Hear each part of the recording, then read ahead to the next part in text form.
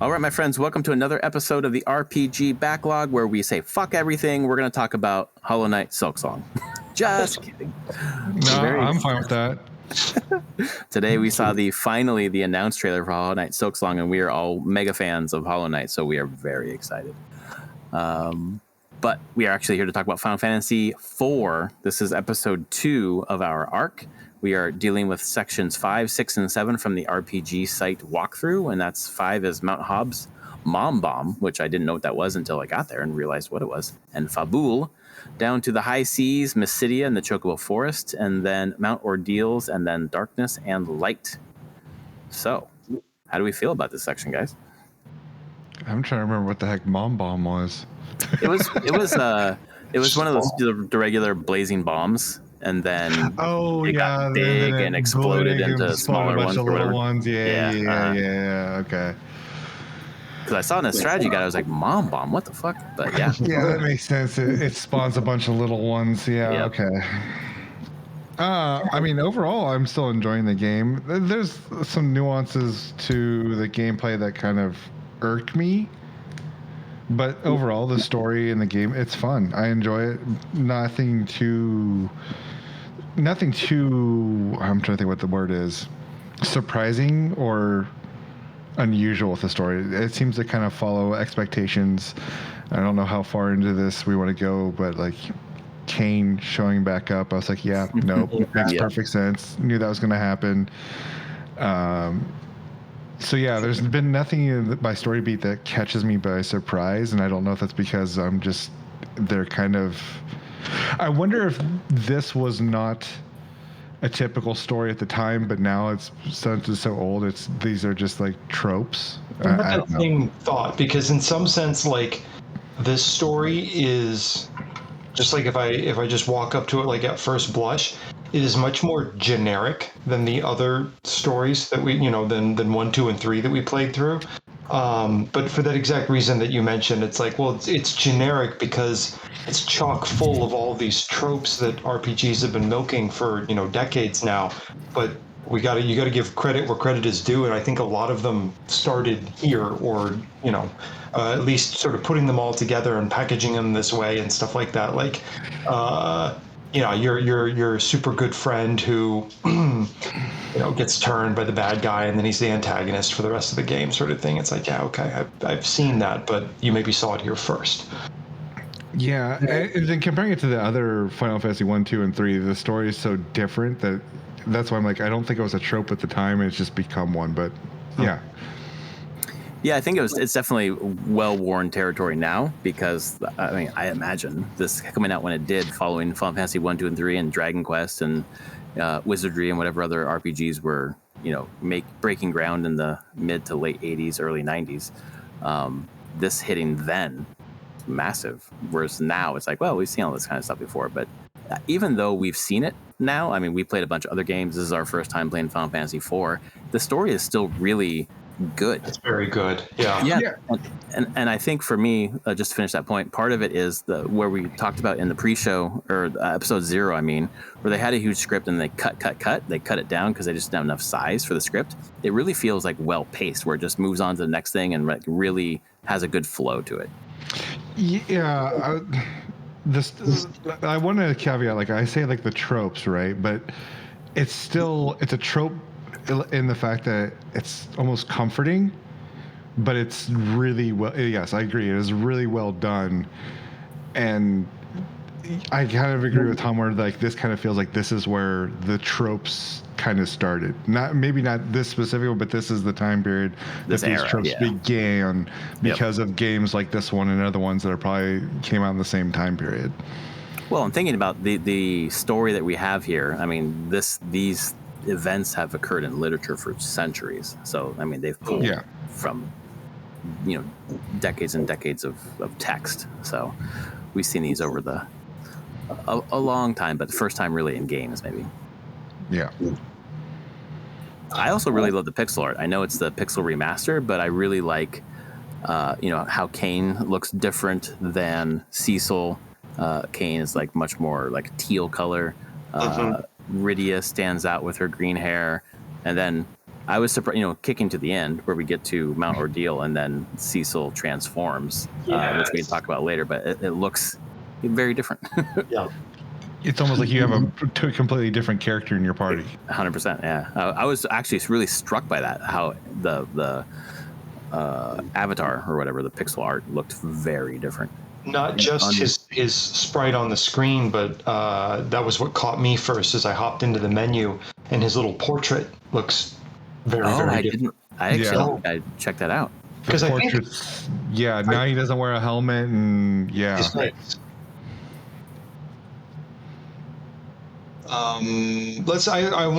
do want to. That's like kind of the big reveal, and we timed it nice so that it's at the end of the episode. I want to maybe make some vain attempt to save that for the end, because I think we can mine a lot from that.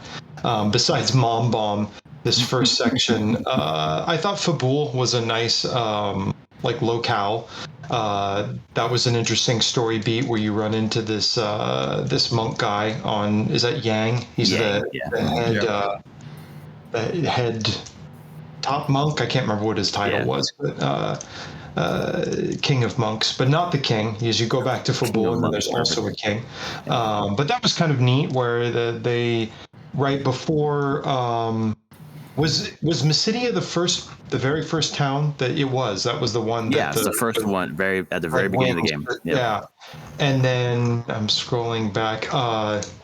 Damascene or whatever. There's been like all these towns that have sort of gotten wrecked by Baron and who's the arch villain's name? Golbez. I almost said Goebbels.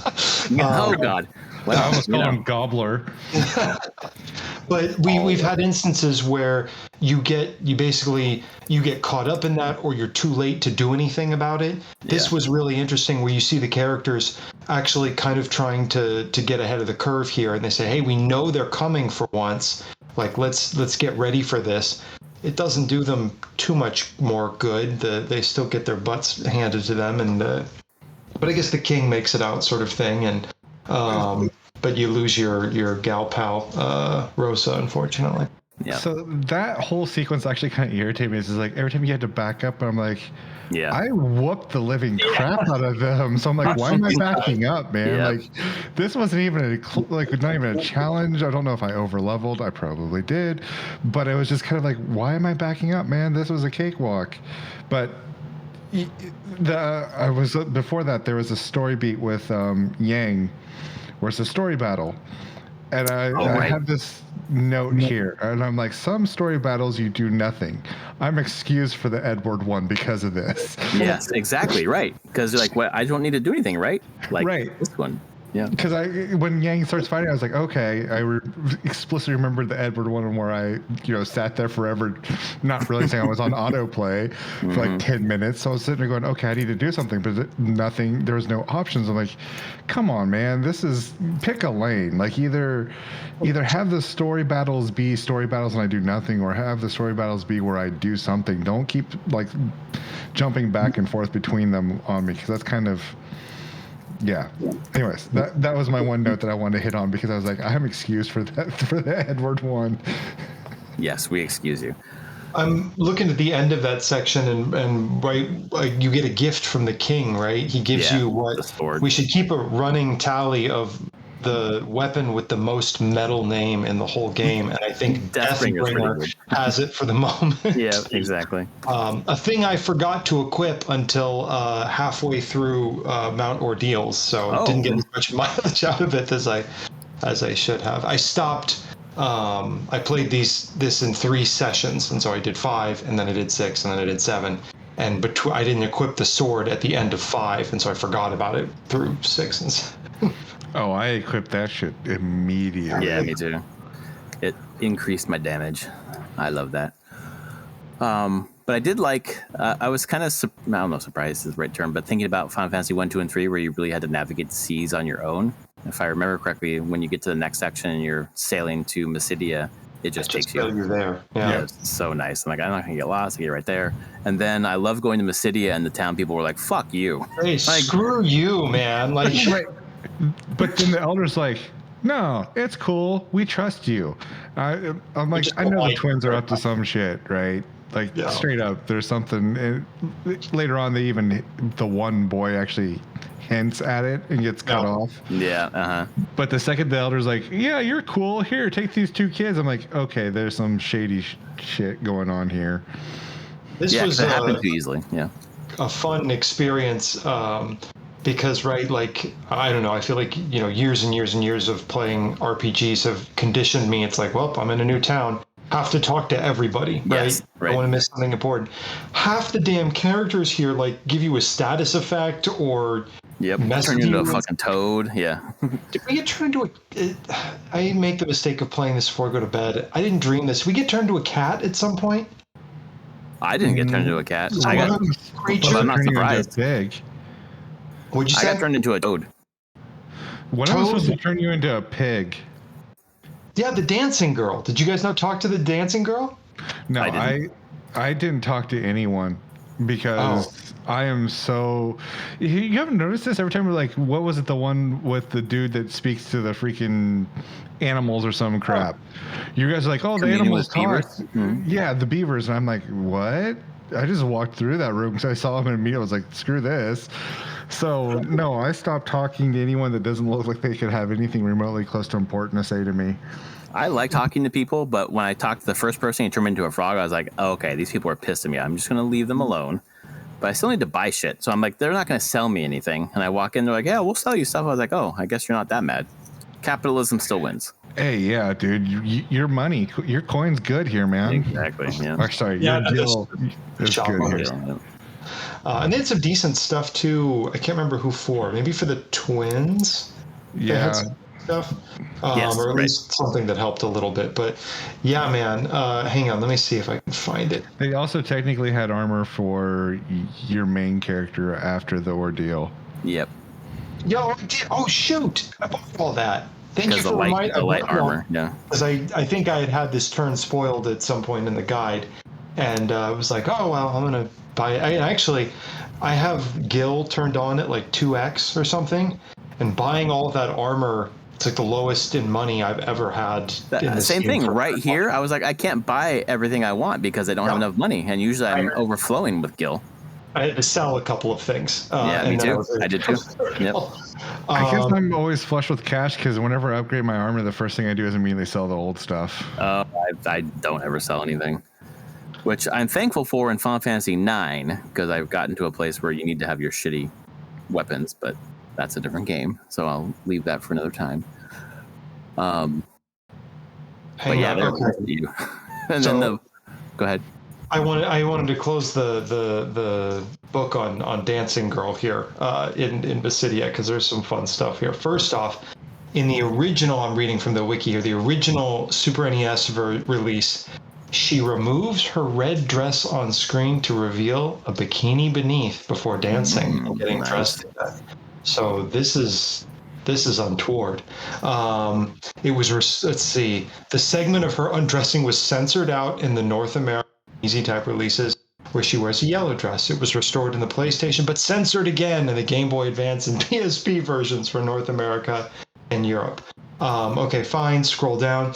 Apparently, every town you go to, they do something different. Well, the first time she was a water stripper. A what? I have this because the first time the dancer, I call them strippers because that's literally what they're supposed to be. She jumps in the water and starts swimming around and dancing in the water before she comes back out. In Kaipo, yes, Dancing Girl jumps in and out of the oasis during her dance. I remember the one from Fabul, a monk pretending to be a dancer. That's my favorite one. Player talks and reveals his true identity and still dances about taking the name of dances on the bar. That one was my favorite. What you missed in Basidia was the dancing girl seems to dance normally, but by the end, the player will black out. When the party comes to, they will be outside and transformed into pigs because the girl is still angry at Cecil for attacking her village. That's great. I love that. Still transform the party into pigs after Cecil becomes a paladin. And the Super NES and PlayStation version, speaking with her again, heals the party of pig status after she performed her dance. I didn't realize that pig was a status effect in this. I should have known that now. I've had a spell for it for a while. I never used it. How is it different There's from a Toad? Spell for pig? I think so. There's one for Toad for sure. I know So. Toad. Pig is shit. Now I gotta boot this up. I'm curious now because I didn't see that shit. Let's see. Oh, sorry. Magic. No. Pig. Yes. Yeah, Tell has okay. it. Well, Palom has it too. It's a black magic spell. Yeah, they learned it after one of the battles. I was like, what the fuck is that? I haven't used it yet. God, So now, dang, Tala has spells for days. Yeah, dude. Damn. after he saw the light, right? Yeah, we'll get to that. There's a trend here with this game that I'm starting to get a little annoyed with. I kind of, to some degree, understand it, but it annoys me. We're still getting the trend of new party member, hell a week. Got to spend time leveling them up. Dude, I got those 2 kids and I walked out of the town like, all right, I'm going to head to the mountain. Got in the first battle. Somebody hit him and like took half his health off. I'm like, well, that was a short-lived trip. Yep. Back to town I go to heal this fool back up. I had forgotten temporarily. We got, is it ambushed where it inverts your row status? Yep. Right. And like I forgot because I think I learned last episode that there's a command in there to toggle that back. It just costs a turn and it's not a big deal. I had forgotten that. Remembered it later and very smart about it. But for a moment, I forgot it. And yeah, those guys got on the front row. Those 2 just got wiped out in like one turn fighting that giant bird thing.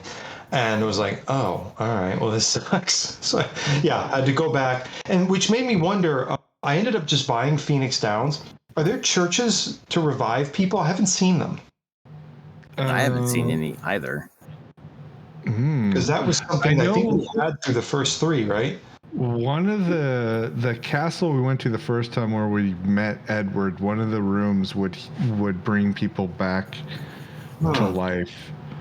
I haven't had a character die yet, so I don't know if just because at some point in time I remember just sleeping at an inn would bring people back from the dead. When is that? Because I also had that thing, and then when that didn't work in the older games, I was like, oh, this sucks. Was it 7 that worked? I'm pretty sure it worked in 7, so I don't know if it worked prior to 7, but I vaguely remember 7 being working that way. So it might be that this is the point where they get rid of the churches and then the inns just act as, because I remember in 7 sleeping in an inn was literally the thing that cleared everything. It cured death, it cleared all status effects, it literally set you back to full health, full magic, and normal status. Right. So the pig, speaking of status effects, the pig status disables the following commands: summon, darkness, recall, aim, focus, kick, brace, twin cat. So it's all the like special extra stuff. You can't do that as a pig. It also disables all magic, including any magic other than the pig spell. Okay, so you can unpig yourself, apparently. I just talked to the dancer again, and then you go through the whole thing again, but when you come to from blacking out, you are no longer pigged. Yeah, that happened when I was Toad, and I just talked to him again. I got turned back from a Toad, and I was like, all right, okay. But again, this is another, I think, awesome place where the mechanics are enforcing the story, right? You're in this place, and you have all these kooky things happening to you, and it's not just for the sake of kooky. It's because these people are mad at you for like running. Oh yeah, right. And I'm glad because I feel like in previous games it might have been like, oh, we're all happy to see you. Who are you, traveler? Like, no, I came here and wrecked shop here. So that they remember is awesome. All right. That was. Oh, and then I guess this section also talks about the Chocobo Forest, which because it was in the title, I was like, well, I'm definitely getting the Gashel Green, and I'm going to talk to the big Chocobo. Yep, it's the same that's thing. What I did too. Yep, same thing. Just stores your stuff. Yep. I thought there'd be. I was hoping there'd be a little more to it, but there was not. It makes sense for the time period of the game originally releasing. It's just unfortunate that they didn't take a chance to do something different with it. Now that's no longer a point. Yep. Although that's Sprite, man. Oh, I know. That's why I called it. I just wanted to see what it looked like. Yeah, It that has, like, that in there's, like, itself is goofy worth it music just to that comes see with them. it too. It's its own little, like, sort of this, like, hunkering, boisterous kind of theme that comes with it, which is sort of fun. And I got on the chocobo just to hear the chocobo music. I haven't gotten on it. I'm probably going to ride the chocobo back to the town just to hear it. Yeah, it's nice. It's good. I find that riding the chocobos in these games is like you do so to your detriment, though, because if you're I don't chocoboing around, usually ride them. Yeah. you're not leveling. Exactly. And so, as much fun as they are to ride, and as much as I hate the random encounters, despite playing all these games, I never ride them because they don't. Well, you need to be fighting. Yeah, I can think about though, like back in the day when this was original and you didn't have, turn off random encounters like we do, which I do sometimes do when I'm trying to get somewhere or whatever. Like that would be a nice way to travel around without having to, get those random encounters happening all the time. If you really just wanted to travel from one place to the other and be fresh for like a dungeon or yeah, exactly. That's because I did the same thing. I toggled it off after I'd leveled. Okay, deals. I want to have clean slate for this, and so I toggled to get over there. One of my other favorite things about this section is back to the Mysidian Elder. I'm enjoying playing through these older games and encountering Magic the Gathering Final Fantasy cards that I know from playing Magic and didn't know from the game. So Mysidian Elder is a card that you have in Magic that produces a black wizard whenever you bring it out. I don't know if that happens in the game. I don't remember that. Like a black or a wizard attached to It might just be Elder. Town, right? Oh, Mysidian you're Elder thinking gave about you the twins. Okay, that makes sense. Yeah, he gave you the twins, a white mage and a black mage. Yeah, okay, that's right. Yeah, it's just weird that the card gives you a black wizard and that's it. But mechanically, that makes sense. I was like, mechanically, it would be really weird. Like, what would be a white wizard? Yeah, exactly. Yep. Right. Yep. Okay, that makes way more sense now. But yeah, how did I say it out loud? I just love encountering the lore of Magic in the lore of Final Fantasy now. I mean, technically, you can start to slowly put all those pieces together as you play both games. Yeah, I am. It's fun. Isn't it actually the lore of Final Fantasy and Magic, not Magic lore in Final Fantasy? Sure. Semantics. Sorry. That's okay. And then we finished this section and moved on to Mount Ordeals, which was I was surprised, actually. This is the turning point that Tom was hinting at. I feel like it's early. Like, I don't know about your game time, but we had talked about how this is coming fast. This is quick. Yeah. I feel like I'm at, 3 hours maybe? Yeah, I'm at about 3. Yeah. And we've already got the big reveal here, which, Tom, you want to talk about that? I mean, and I don't really know. I'm hard pressed to think of. We talk about all the tropes in this game that sort of show up other places. This one seems very original to me. To have your character not just, have a change of heart, but be mechanically, physically, visually have an experience that changes them so fundamentally. Yeah. I think was really, really striking. And full disclosure, I played this, the Mount Ordeals and then the battle at the end sort of thing. And so it's pretty fresh for me still, but I found it very, very affecting and striking that, like, I couldn't quite remember. And again, this is my fault because I put it down between sections, but like, how did we know? Was it the Mysidian Elder that told Ordeals? And he's just like, go there? Because at some point, Cecil is like, I want to become a paladin. It's news to me, but I guess good for you, dude. At some point in time, was it the Elder that said, like, the power you have won't only take you so far, and it's not going to take you any further. You rely on it too much. You need to go. I think it was Elder that said that you need to go to Mount Ordeals and gain a true power, basically. Power of light or something like that. Yeah. Yeah. So there's a couple of interesting things that happen in this sequence. Number one, the twins start to let slip that they're basically like spies or whatever they were sent, to keep an eye on you.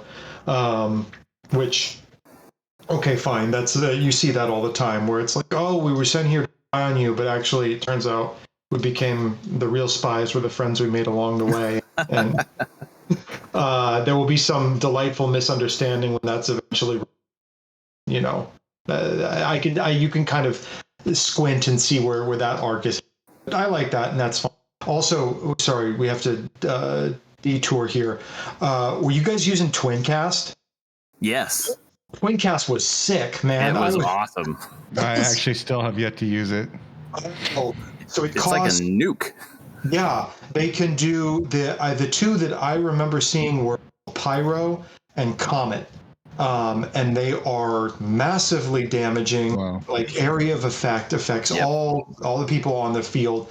Costs 10 MP from each of them, and you can't cast it if the other person already has a move lined up. I tried to do that, and you get some dialogue like, "Oh, not in." Yeah, and I think you have to wait 2 turns while they like charge it or something too.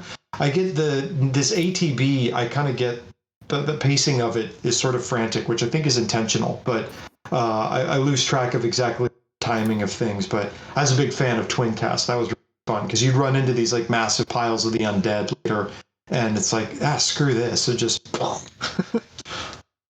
Yeah, I guess I had a question about the ATB, and it's maybe not just this game, but other Final Fantasies where, like, all of our characters get to the end of their ATB charge meter, and then it's their turn, but it doesn't wait. So when it gets to mine, I guess I would expect to let me go before whoever hit there next, but then the enemies are just continuing to spam me as I'm. If I sit there and do nothing. That's where the franticness comes from, right? Yeah, that's not normal in later games. Oh, okay. Maybe that's why. Because in later games, the ATB gauge rolls up, and it once it rolls up, it keeps the order of. Yeah, that's what I'm expecting. But because I remember 7 being that way. Like you could sit there and you got to your turn, and like basically combat would stop until you selected, and then your character would go, and then depending on who was next in the order of operations, they would go next.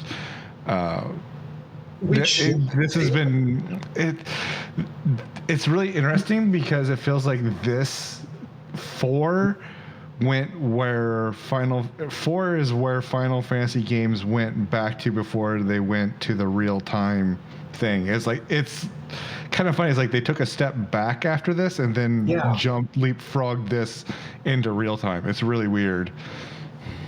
I like this though because I came from 7 as well. ATB whatever branded experience, and I had that full expectation that it's like I can kind of think about this, and with in particular you pick up the twins, and I was grinding their levels up with boost. They're like you're getting spells like almost every other battle kind of, and so the menus were sort of all and then when what's the mage old dude Tellar? Yeah, Tella. When he joins again, it's like, oh my gosh, okay, I have so many choices. I don't remember his move set at all, like what's going on here. And I noticed that as I was sitting there thinking about stuff, it's like, wait a minute, I'm still getting my butt kicked here. So after a while, it's just like, fine, pick something, keep going. Well, and the guide here talked about just like keep throwing fire at that boss, and it's like exactly what worked well was just burn him to the ground. Yeah. There's some spirits though on the mountain that fire heals them. You had to be kind of careful of that. Yeah. That's why the fact that the ATB for other things keep going whenever you're trying to select something, I find it frustrating, honestly. Yeah, me too. Because I'm sitting there going like, I'm trying to get to the spell and my character's getting hammered and there's so many options. Like I can't at least I haven't tried. I don't think I can reorganize the order the spells are, because if that's the case, I'd put Kira all the way to the far left where it's really easy for me to get to, as opposed to having to try and find it in the list, which is, and then like the twins, since Tella has both all the white and black magic, his spells are in a different location than what the other ones are. So it's like, even if you get the right button memorized and for the twins, it doesn't translate to him. So it's just, there's little things like that I find not ideal. I like it though, because like, yes, that's like in sort of you can sort of throw up the like, well, it's not fair kind of thing. but it does make it a little bit like, hey, you got to be paying attention. Like, you can't just like sleepwalk your way through this thing. The game's not going to wait for you. I feel like it is making a little more actively involved in this stuff than I had been in the previous 3. I was using the like the auto battle, like the quick, just pick whatever the last thing was and get me through this faster. I'm using that so much less in this game than I was in the prior 3, which I like because it means that there's more to do in the combat specifically. There's more choices to be made. There's more thinking to do about it. You kind of want to be this active participant. So yeah, I think in the paper it sounds worse, but I weirdly am not minding it in practice. Yeah, the choices are what stand out to me with each different character too, having different choices. There's a lot more variety. I think the only thing for me is that it almost feels like the ATB doesn't matter. Like, oh, I was faster, but now I have to menu, and fuck, I'm getting hit, or Well, and does anybody's bar go faster than anybody else's? Yeah, and some of them do. can you change that, or is it just? I think it's based off of stats. It's like a speed value. Which is an interesting point that you bring up stats, because that's been something that's been striking to me too. There is surprisingly little for how many sections are there in this game? Let's see 18, here. And we're through seven of them. Yeah. So like a little more than a third of the way through. And I've bought like very little gear. Like there hasn't been a lot of armor. There's not been there just hasn't been a lot of opportunities. Maybe there's more. I'm not super complaining about it because I sometimes feel overwhelmed by all those choices, and like there's a bunch of subtlety to like kidding the character out on, and it's okay. But there was sort of a satisfying feedback loop of, oh, new town, the store has new stuff for all your guys, spend all your money, you upgrade them, now they're better. But also with this one, you're cycling out people so fast. That's probably the reason why there hasn't been as much of that. I was going to say, before we moved off, the one thing with ATB that I really don't like about it, and the fact that everyone still moves once you turn, preemptive attacks. Half the time, only one or two of my characters actually gets the attack off before the enemies start attacking back. And I'm used to preemptive being everyone in my party gets a turn before the enemies. But literally every time, one or two of them, if I have 4, only 2 of them at best get an attack before the enemy start attacking me back, which is, again, annoying to me. But that's... Yeah, what if it starts the enemy ATB where, like, you get an attack or two and it's like, okay, they're alerted now that you're there, so then their ATB starts, and if they're faster than yours, maybe... My assumption is that our ATB starts a little bit ahead of theirs. Yeah. Oh, I see. Right. Or even if theirs start and ours is already full, given the fact that theirs starts running the second the battle starts, by the time you get through the menus to select for a couple of them, they're going. And now, because since the computer automatically pre-selects what's going to happen, there's no delay from when their ATB triggers to their attack. Whereas us, there's a delay because we have to pick what we're going to do. Yeah. Again, I'm nitpicking here, but these are little things that I just kind of, and I think that's why we go into the next version of this being your ATB stops and then the game remembers the order of operations of who has their turn, so that you don't have this type of, interaction. All right. So should we talk about Cecil's turn? Yes, let's do it. So you have to fight this. I didn't even bother to pronounce in my brain. I was calling him Scrotum just because it was so much easier than trying to pronounce his name. That's a choice, man. Scarmiglione is, He's called. He came from Italy, apparently.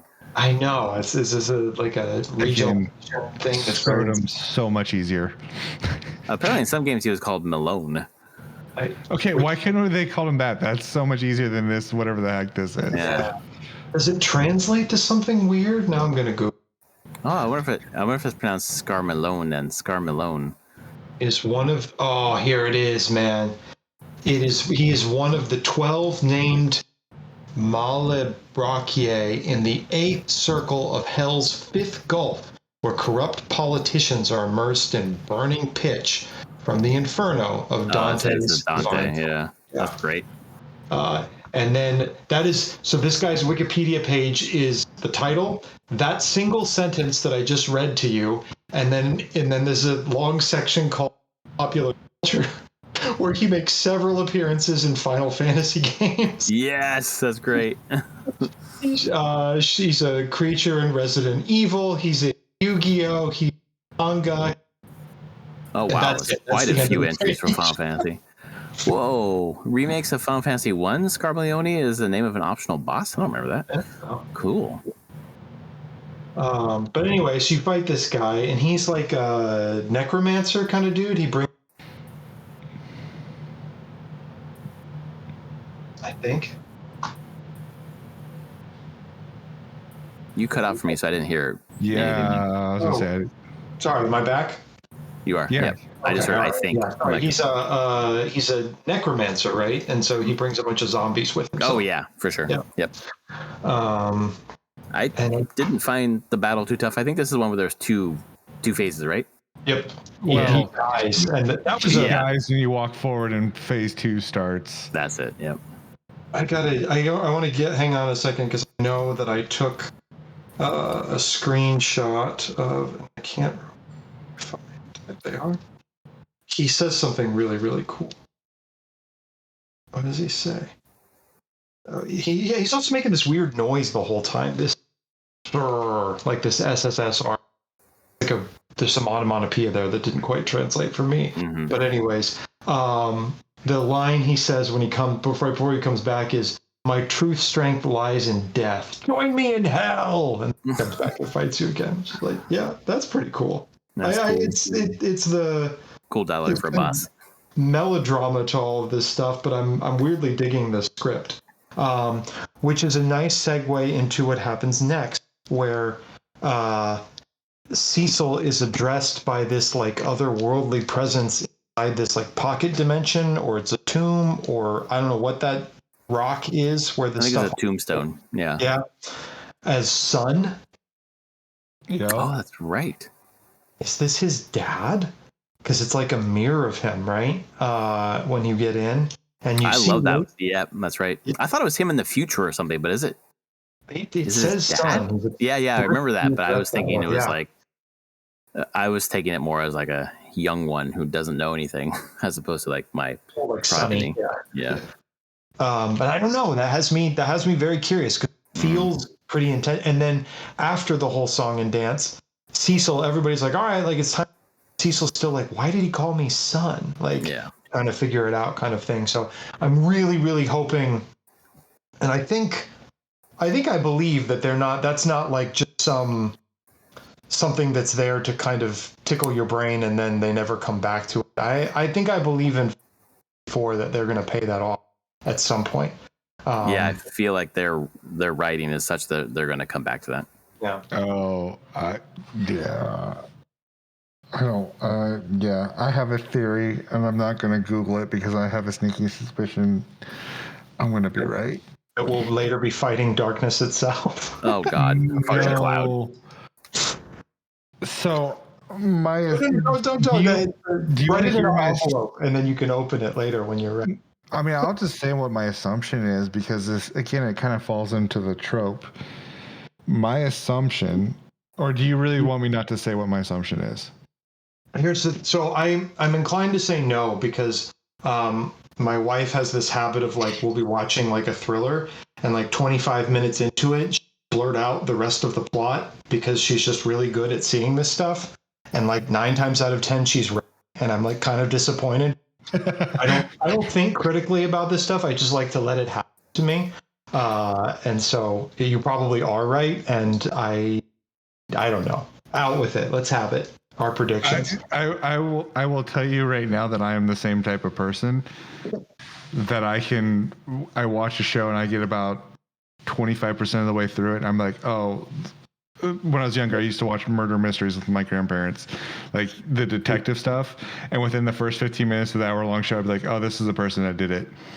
And every time my grandparents are like, "No, it isn't," and they get to the end, it's like, "I was right." So, again, if you want me, I'll write it and just put it in the chat. Yeah, put it like as a spoiler text. Yeah, that's awesome. Okay, yeah. Yeah, because I want to read it. And then whoever wants to read it can read it. Yeah. And the audience will have to wait.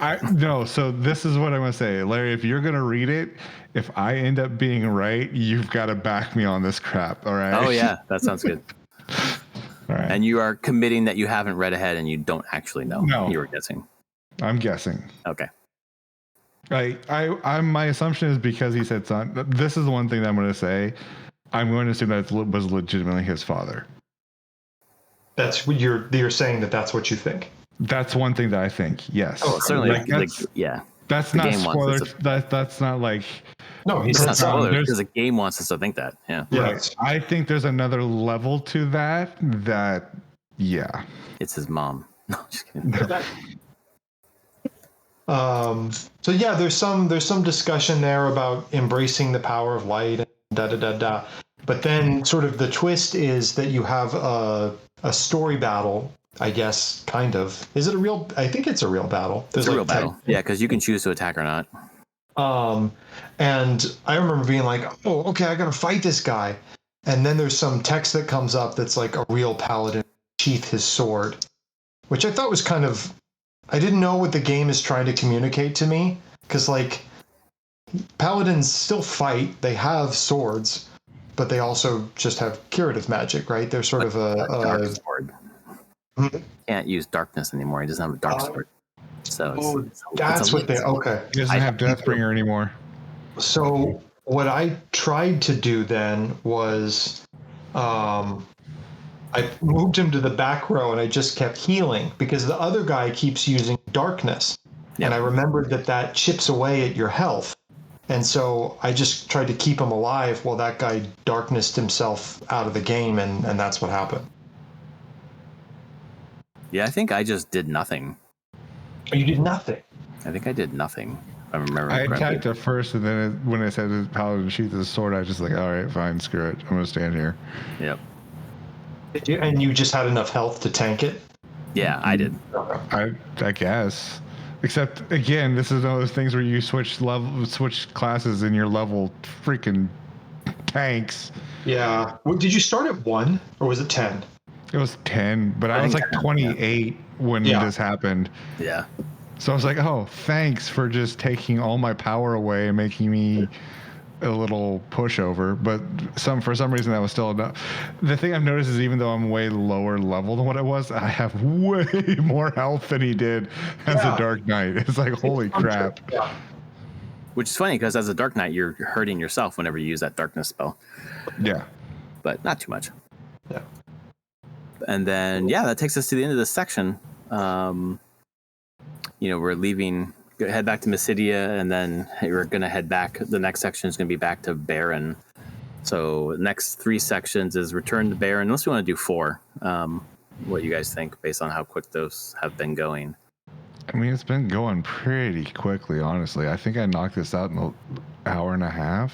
Mm-hmm. And one of the ones that it's coming up, section 9 says it's optional, so it might be a good place to. I mean, that means I'm going to do it. I know that means.